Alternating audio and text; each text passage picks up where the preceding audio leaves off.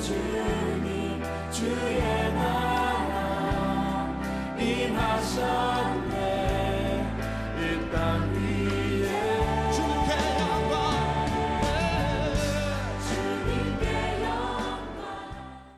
사랑하는 평산교회 성도 여러분, 여러분이 주님 앞에 섰을 때에 여러분의 생애 가운데 일어났던 가장 중대한 사건이 무엇이라고 생각하십니까? 물론 우리가 이 땅에 살아가면서 결혼도 하고 사업도 하고 취업도 하고 자식도 낳고 또 여러 가지 좋은 일, 슬픈 일들이 많이 있겠습니다만 가장 본질적인 중요한 사건은 나같이 부족하고 어리석고 허물이 많고 죄가 많은 사람이 하나님의 은혜 까닭에 하나님의 자녀가 되어서 천국에서 주님 앞에 설 수 있다는 그 자체만이 우리에게 잊을 수 없는 가장 큰 사건이요 중요한 사건임을 믿습니다. 그렇다면 다른 사람에게 베풀 최대의 선물도 가장 귀한 것도 그들의 영혼을 구원할 수 있는 전도라는 사실입니다. 내 영혼이 천국 간다는 사실을 믿고 구원의 감격 속에 우리가 머물며 살아간다면 결코 내 가족이나 형제나 친구나 이 지역에 늘 만나고 더불어 살아가는 사람들이 죽어서 지옥 가든 천국 가든 나는 알 바 아니요 상관없다 그렇게 무관심할 수가 없습니다. 왜요? 정말 내가 예수 믿고 구원받고 천국에 대한 소망과 부활의 확신을 갖고 살아간다면 이 기쁜 소식을, 이 행복을, 이 감격을 내 가족들에게, 내 친구들에게, 형제들에게, 이 지역사회에 만나는 모든 사람들에게 전하지 않고는 견딜 수 없는 불붙는 심령이 되기 때문에 그렇습니다. 그래서 예수님께서도 3년 동안 공생애 하시고 십자가에 죽으시고 부활하셔서 제자들에게 다른 말씀하시지 않았습니다. 딴 말 없습니다. 오직 하나의 주제만을 말씀하셨습니다. 오늘 읽어드린 마가복음 16장 15절 말씀, 또 이르시되 너희는 온 천하에 다니며 만민에게 복음을 전파하라 라고 말씀하셨습니다. 우리는 교인 늘리기 위해서 전도하는 게 아니거든요. 세상 목적으로 사업수단도 아니거든요. 영리 목적도 아니거든요. 이 지역에 아직도 구원받아야 될 영혼이 있다면 주님 오시는 그날까지 한 영혼도 잃어버리지 않고 그 영혼을 구원해야 될 책임이 우리 교회를 비롯해서 이 지역 모든 교회 성도들에게 있음을 믿으시기를 바랍니다. 영혼 구원이 목적인 것이죠. 교인 숫자 늘리는 게 목적이 아니고 교세 확장하는 게 결코 목적일 수 없습니다. 주님의 명령에 따라서 땅끝까지 가서 복음을 전파하라. 사도행 1장 8절 말씀처럼 오직 성령이 너희에게 임하시면 너희가 권능을 받고 예루살렘과 온 유대와 사마리아와 땅끝까지 이르러 내 증인이 되리라고 말씀하신 이 말씀에 순종해야 합니다. 마태복음 28장 18절 이하의 말씀에서도 예수께서 나와 말씀하여 이르시되 하늘과 땅의 모든 권세를 내게 주셨으니 그러므로 너희는 가서 모든 민족을 제자로 삼아 아버지와 아들과 성령의 이름으로 세를 베풀고 내가 너에게 분부한 모든 것을 가르쳐 지키게 하라. 볼지어다 내가 세상 끝날까지 너희와 항상 함께 있으리라 하시니라. 예수님께서 제자들에게, 교회에게, 우리 평산교회 저와 여러분에게 주신 마지막 최후의 대위임 명령 무엇입니까? 모든 족속으로 가서 제자 삼고 세례 베풀고 내가 너에게 분부한 모든 것을 가르치라. 그리고 그 말씀대로 살아가도록 지키도록 하라고 약속하시면서 볼지어다 그 현장에, 그런 교회 주님께서 세상 끝날까지 항상 함께 하시겠다라고 약속하셨습니다. 그러므로 교회 사명과 저와 여러분의 사명은 전도하는 것입니다. 선교하는 것입니다. 영혼을 구원하는 일임을 믿으시기를 바랍니다.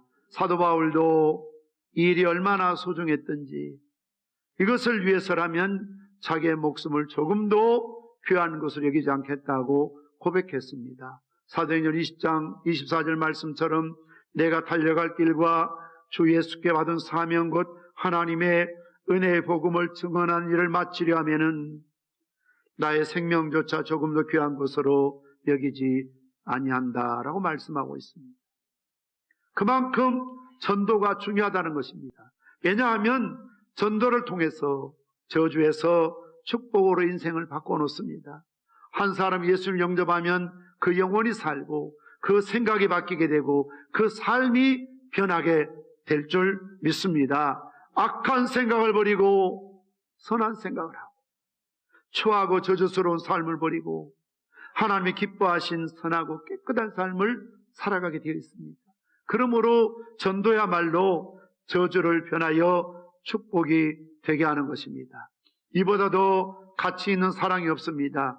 이것보다도 소중한 선물이 없습니다. 그러므로 전도하는 것은 한 영혼을 살리고 그 가정을 살리고 이웃을 살리고 그리고 지역을 살리고 나라와 민족을 살리는 가장 가치 있는 사랑을 실천하는 것이 전도임을 믿으시기를 바랍니다.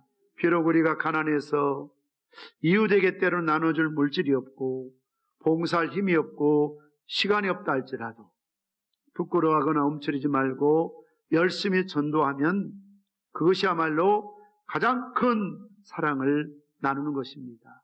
여러분들 지나간 과거를 돌이켜 한번 생각해 보십시오.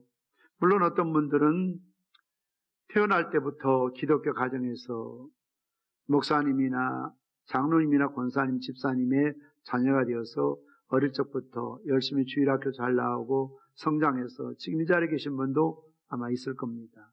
그런데 더러 많은 분들은 전혀 주일학교, 청년, 젊은 시절에 교회 안 다녔고 심지어 교회라면 싫어하고 교인이라면 왠지 좀 거리를 두고 그런 분도 계시거든요. 그런데 누군가의 전도함을 받아서 직장이든 친구든 남편이든 아내든 친척이든 누군가의 전도를 받아서 아무 생각 없이 가자고 하니까 인사치레로 한두 번 교회에 나오기 시작한 것이 하나님의 강한 은혜가 임하고 사랑을 깨닫고 이제는 어떤 분들은 전도해 준 사람보다 더 믿음이 좋은 분들이 많거든요. 가끔 어느 집에 신방 가면 그래요. 목사님, 내가 남편 때문에 교회 나왔는데 요새 우리 남편 교회 안 가려고 그래요. 그런 경우 있습니다. 목사님, 우리 아내 때문에 내가 교회 믿었는데요. 요즘 우리 집사람이 시험 들어 교회 잘 안 가려고 그래요. 그러니까 전도인보다 전도당한 사람이 훨씬 더 믿음이 크고 더 성장하고 열심히 하는 사람들이 있거든요. 성경에서도 먼저 된 자가 나중되고 나중된 자가 먼저 되는 경우들이 있을 수 있습니다. 이제는 누가 교회 못 가게 해도 버릴 수가 없습니다. 떠날 수가 없습니다. 왜요? 내가 경험한 체험한 하나님의 은혜가 너무나 크기 때문에 그렇습니다. 그렇다면 어떤 측면을 보면 우리 영적인 생명의 은인과 같은 사람이 있지요. 그때 그 친구가 그때 그 누구가 나를 전도해서 참 교회 가게 해줬구나 이 생각하면 얼마나 감격스러운 일인지 모릅니다. 내가 이런 은혜를 감격을 안고 살아간다면 참잠할 수가 없죠. 나도 이런 영적인 릴레이를 계속하는 것처럼 또 다른 가족들에게 주변 사람들에게 친구들에게 이웃들에게 복음을 전해야 한다는 것입니다. 그래서 우리가 물론 1년 365일 때를 어떤 뭐든 항상 전도해야 되겠지만 중요한 것은 우리가 특별 새벽 기도 때 기도에 참석하고 교회에서 이런 전도의 프로그램을 운행할 때 영적 이런 바람을 타서 정말 함께 비상할 수 있는 혼자 할 수 있지만 혼자는 힘들거든요. 그러니까 이렇게 온 교회가 여러분의 배신자를 위해서 기도해 드리고 선한 영향을 끼치고 또 초청을 해서 함께 복음을 들을 수 있는 그런 기회를 가짜는 것이죠. 그것은 누가복음 15장에 나오는 잃어버린 자를 찾는 아버지의 마음, 거기에는 세 가지 잃어버린 사건이 나오고 있습니다. 첫째는 잃은 한 마리 양을 찾아 나서는 목자의 심정을 말하고 있죠. 99마리가 우리 안에 있지만 잃어버린 한 마리 양을 찾는 목자의 안타까운 마음을 말하고 있습니다. 또 한 가지는 잃어버린 드라크마죠. 여인에게 10개의 드라크마 보석이 있었는데 하나를 잃어버렸어요. 그러니까 9개 있으면 상관없다가 아니라 잃어버린 하나를 찾을 때까지 황을 쓸면서 찾기까지 힘쓴다는 거죠. 그리고 가장 중요한 비유 중에 하나는 그 유명한 탕자의 비유입니다. 여러분 내용은 다 아시지 않습니까? 부잣집의 아버지와 두 아들이 살고 있습니다. 그런데 둘째 아들이 망난이었던 모양입니다. 아버지 잔소리하는 것도 듣기 싫고 간섭받는 것도 듣기 싫고, 그래서 그의 인생의 철학은 그냥 돈이면 다다 이런 생각을 했던 모양입니다. 그래서 원래 아버지가 돌아가시고 그 재산을 유산으로 받아야 되는 게 상식이고 그 시대 도리요, 지금도 마찬가지입니다만 아버지가 아직도 새파랗게 살아있는데 당당하게 아버지 내 목 유산 주세요, 그걸 요구하거든요.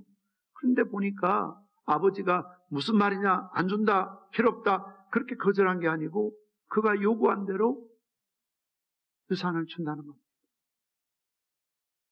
무엇을 알 수 있습니까? 아버지의 마음은 돈보다 나는 너를 더 사랑한다는 겁니다. 돈의 관심보다 너에 대한 관심도 많다는 것입니다. 그래서 그것을 증명이라도 하는 것처럼 재산을 팔아서 둘째 아들 몫으로 돌아갈 유산을 다 건네주었습니다. 둘째 아들은 돈을 가지고 집을 나섭니다. 돈만 있으면 못할 게 없어. 돈만 있으면 친구도 환경도 모든 여건도 내가 어느 정도 다 할 수 있는 게 돈이야. 예나 지금이나 돈밖에 모르는 사람들이 있거든요. 돈 때문에 부부가 이혼하고, 돈 때문에 형제가 등을 돌리고, 돈 때문에 싸우고, 돈의 노예가 되어 살아가는 것이죠. 돈을 하나님처럼 섬기며 살아가는 것이죠. 둘째 아들도 그런 마음이었습니다. 그리고 집을 나가서 돈 있을 때는 친구도 있었겠지요. 재미도 있었겠죠. 즐거움도 있었겠죠. 그런데 다 탕진하고 맙니다. 거지가 되었습니다. 돼지우리에 가서 일하는, 돼지가 먹는 것을 몰래 훔쳐 먹는 그런 초라한 불쌍한 신세가 되었습니다. 그때서야 깨닫습니다. 건강할 때 건강이 소중하다는 걸 알면 얼마나 좋겠습니까? 남편이 곁에 있고 아내 곁에 있을 때 배우자가 소중한 걸 깨달으면 얼마나 좋겠습니까? 부모님이 살아계실 때 나의 아버지 어머니가 얼마나 귀한 분을 깨달았으면 얼마나 좋겠습니까? 그런데 우리는 건강을 잃어버리고 부모가 세상을 다 떠나고 남편을 잃고 아내를 잃고 그때서야 내 남편 내 아내가 참 훌륭한 배우자였구나, 그때야 깨닫지요. 돈을 다 잃어버리고 거지 되었어요. 아버지의 사랑을 그때서야 깨닫게 됩니다. 집에 있을 때 몰랐습니다. 사랑인 줄 몰랐습니다. 권리인 줄 몰랐습니다. 그래서 집 나가서 거지가 되고 다 친구 떠나고 아무도 그를 찾지 않을 때 비로소 아버지의 사랑을 깨닫게 됩니다. 다 나쁜 짓 했지만, 못된 인간이지만 한 가지 좋은 점은 있었습니다. 그럴 때 내가 아버지의 품으로 돌아가야 되겠구나. 아버지를 찾는 마음, 아버지를 그리워하는 마음이었습니다. 그래서 그는 아버지께로 발걸음을 옮깁니다. 근데 중요한 것은 아무리 지가 돌이키고 돌아와도 아버지의 마음 아닙니까? 아버지가 야 이놈아, 여기 어디로 나타났어? 네 목 다 받아갔잖아. 떠나. 꼴보기 싫어. 창피하다. 이렇게 소위 결별할 수도 있잖아요. 책망할 수도 있잖아요. 그런데 예수님의 이 비유의 말씀은 예수님께서 세리들하고 죄인들하고 대화를 나누니까 그걸 꼴보기 싫어하는 바리새인 서기관들이 막 수군거리 욕을 해요. 그래서 나온 비유거든요. 여기에 나오는 탕자는 세리예요. 이방인이에요. 주님 품을 떠난 사람이에요. 그런데 아버지가 이 탕자를 이미 용서하고 있었다는 것이죠. 돌아왔기 때문에 용서한 것이 아니라 돌아오기 전에 집을 나가는 그 순간부터 아버지는 그 둘째 아들을 버릴 수가 없다는 것이죠. 그를 용서하고 사랑했습니다. 그래서 그가 돌아왔을 때 거제 품으로 남루하게 누더기를 걸치고 돌아왔을 때 어느 누구도 옛날 그 부잣집의 둘째 아들인 걸 몰라보지요. 심지어 종들조차도 관심도 없었지. 웬 거지냐 했어요. 그런데 성경 보십시오. 아직 상거가 거리가 멀리 있지만 아버지는 자기 아들인 걸 알아봐요. 그리고 달려나가요.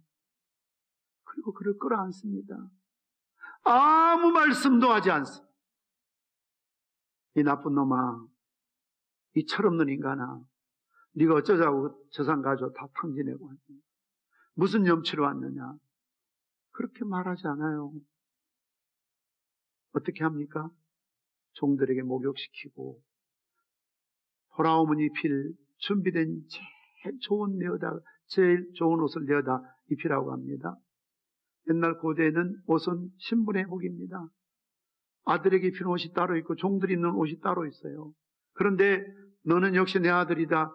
네 신분을 회복시켜준다고 말합니다. 손에 가락지를 끼웁니다. 너는 유산을 받을 자라는 겁니다. 발에 신을 신깁니다. 너는 종이 아니라 자유자라는 겁니다. 옛날 고대의 종들은 신발을 못 신을 시대였거든요. 그래서 아버지가 그에게 환대하고 옷을 입히고 가락지를 끼우고 신발을 신기고 얼마나 좋았던지 동네 사람들 다 모아놓고 잔치를 베풀었습니다. 흥겨운 잔치를 베풀었습니다. 안을 수 없는 가시까지 안아주시는 아버지의 마음이 바로 하나님 아버지의 마음이죠. 그런데 형의 태도를 보십시오. 맏아들을 보십시오. 그렇게 아버지가 동생을 기다리고 있는데 밤낮으로 마을의 어귀를 바라보시며 돌아오기를 기다리고 있는데 무정한 이 형은 관심이 없어요. 동생을 미워하고 있어요. 심지어 속으로 그 인간 다시 안 나타났으면 좋겠다고 그래 생각하고 있어요. 혹시라도 늦게 와서 자기 유산 빼앗길까 아마 그런 또 계산도 하고 있겠죠. 어쩌면 어린아이처럼 동생 없으니까 아버지가 나만 사랑하니까 부모의 사랑을 내가 독차지하고 있다고 그렇게 애들처럼 시기 질투하고 있을지도 모르죠. 그 모습이 누구라고요? 예수님 당시의 바리새인 서기관이라고요. 이 시대로 비유하자면 여러분이라고요. 이 자리에 앉아있는 여러분의 이야기입니다. 아버지는 교회 밖에 있는, 집 나가 있는, 이따가 시험 든 그 사람들이 그렇게 돌아오기를 눈이 진물 나도록 기다리고 바라보고 있는데 큰아들 같은 여러분들은 아버지 상에서 먹고 마시면서 동생에 대한 관심이 없어요. 전도하자고 해도 관심이 없고 예비신자 작정하자 해도 관심이 없고 기관별 전도에도 관심이 없고 기도하자 해도 관심이 없고 냉소적이고 나만 잘 살면 되고 나만 편하면 되고 나만 즐거우면 되고 나만 천국 가면 되고 나만 하나님 아버지 사랑받으면 그만이지 집 나간 동생 나 관심 없어요. 여러분 이야기예요. 우리들에 관한 이야기예요. 예수님 당시에 누구 들으라고? 바리새인이 들으라고 서기관이 들으라고. 바리새인이 누구요? 가장 하나님 잘 믿는 사람들입니다. 서기관이 누구요? 가장 성경을 많이 알고 달달 배우고 살아가는 사람입니다. 이방인 아니에요. 불신자 아닙니다. 그런데도 그들의 가장 큰 약점은 영혼을 사랑하지 않았다는 겁니다. 오늘 탕자의 비유를 통해서 예수님께서 하신 말씀이 무엇입니까? 아버지의 마음을 제발 좀 알으라는 겁니다. 서기관 바리새인들 입만 열면 하나님 찾고 아버지 찾고 기도하고 남들보다 전도 많이 하고 금식 많이 하고 남들보다 11주생활 잘하고 헌금생활 잘하지만 그러나 그것은 종교 행위에 불과했습니다. 아버지의 마음과 상관없었습니다. 그래서 예수님께서 이 비유를 통해서 그들에게 아버지의 마음을 품으라라고 말씀하고 있는 것입니다. 뭐라고 말씀하셨습니까? 불평한 아들에게 이 내 동생은 죽었다가 살아났으니 내가 잃었다가 얻었기로 우리가 즐거워하고 기뻐하는 것이 마땅하다. 아버지는 그렇게 생각했습니다. 죽었다가 산 자식 아니냐. 잃어버렸다가 내가 얻은 자식 아니냐. 그러니 죽은 자식이 살아났는데 잃어버린 자식이 돌아왔는데 우리가 즐거워하고 기뻐하는 것이 마땅하지 않냐. 그래서 여러분들이 이런 아버지의 마인드를 가지면 특히 우리 교회에 나오고 있는 새가족에 대해서 따뜻한 애정과 사랑을 가져야 합니다. 그러니까 교회가 성장하려면 모든 중심이 새로 오신 분 중심으로 포커스가 맞춰져야 돼요. 기득권 갖고 있으면 안 돼요. 더군다나 여러분 조심해야 될 건 어느 기관이든 어느 셀이든 심지어 어떤 분들은 우리 그 새가족 보내주지 마세요. 우리끼리 친하니까 좋아요. 만만하고 좋고 눈빛 모아도 아는데 누가 새로 오면 사귀려고 힘들어요. 큰 무서운 생각입니다. 이게 바리새인 생각이거든요. 이게 서기관 생각이거든요. 아버지의 마음이 아니거든요. 비록 냄새가 나고 남노하고 재산을 탕진하고 불효한 자식이 돌아왔을지라도 아버지는 그를 사랑하는 것이거든요. 품는 것이거든요. 이해하는 것이거든요. 용서하고 배려하는 것이거든요. 그러니까 정말 전도적인 마인드를 가지면 교회에 찾아오신 분들 결코 소홀히 대할 수 없습니다. 차를 타든지 부엌이든지 어떤 모임이든지 셀 모임이든지 기관 모임이든지 이게 아버지의 마음이에요. 우리가 열심히 전도해서 오늘도 잃어버린 영혼을 찾아야 될 줄 믿습니다. 교회의 빈자를 바라보며 가슴 아파하지 않는 사람이 어찌 천국의 빈자를 보며 눈물을 흘릴 수 있겠습니까? 잃어버린 영혼을 위해 기도하며 천국의 빈자를 채우는 우리가 되어야 합니다. 말씀의 결론을 맺으려고 합니다. 바울은 고린도서 9장 6절에 이렇게 말합니다. 내가 복음을 전할지라도 자랑할 것이 없으면 내가 부득불할 일입니다. 만일 복음을 전하지 아니하면 내게 화가 있을 것이로다. 기독교 역사 속에서 예루살렘 교회가 왜 그렇게 핍박과 가난이 있는 줄 아십니까? 흉년이요. 그들이 밖으로 나가라고 안 나갔거든요. 하나님이 억지로 흩으셨죠. 이게 디아스포라고. 1907년부터 평양 원산을 중심으로 얼마나 강력한 부흥운동이 있었습니까? 그런데 그들이 거기에 머물러 있었거든요. 6.25 때 강제로 흩어버리잖아요. 뭘 말합니까? 교회가 전도하지 아니하면, 선교하지 아니하면 화가 임한다는 겁니다. 남다른 은혜를 받고 축복을 받고 사명을 받은 사람들이 그렇게 교회에서 전도하지 않은데도 한 명의 예비신자 정하지 않고 무관심하고 마치 바리새인처럼 서기관처럼 비난이라 하고 냉소적으로 발장 끼고 구경만 한다니. 여러분 악담이 아니고요. 성경 그대로 바울은 그랬습니다. 그가 그렇게 선교할 수밖에 없었던 것은, 전도할 수밖에 없었던 것은, 그렇게 선교 많이 하고 전도하면서도 자랑할 것이 없다고 말하는 것은 전하지 아니하면 내게 화가 임한다는 두려움이죠. 왜요? 주님의 명령에 불순종이니까요.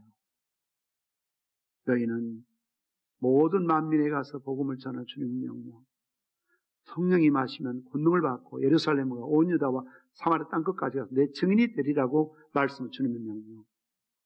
너희가 아버지와 아들과 성령의 세례를 베풀고 내가 너희 분반 모든 것을 가르쳐 지키게 하라. 주님의 이 명령 앞에 교회가 침묵하면, 불순종하면, 교회가 아니라 저와 여러분들이 이 사명에 무관심하면 주님의 무서운 진노가 임할 수 있다는 두려움을 품어야 합니다. 다시 말씀드리면 전도 하면 좋고 안 해도 괜찮은 것이 아니라 전도 안 하면 때로 교회나 가정이나 개인이 감당할 수 없는 큰 시험에 빠질 수 있고 주님의 무서운 화가 임할 수 있다는 사실을 깨닫고 우리 모두가 주님 말씀에 순종하여 신수성과 축복을 받아 누리시기를 주님의 이름으로 축복합니다.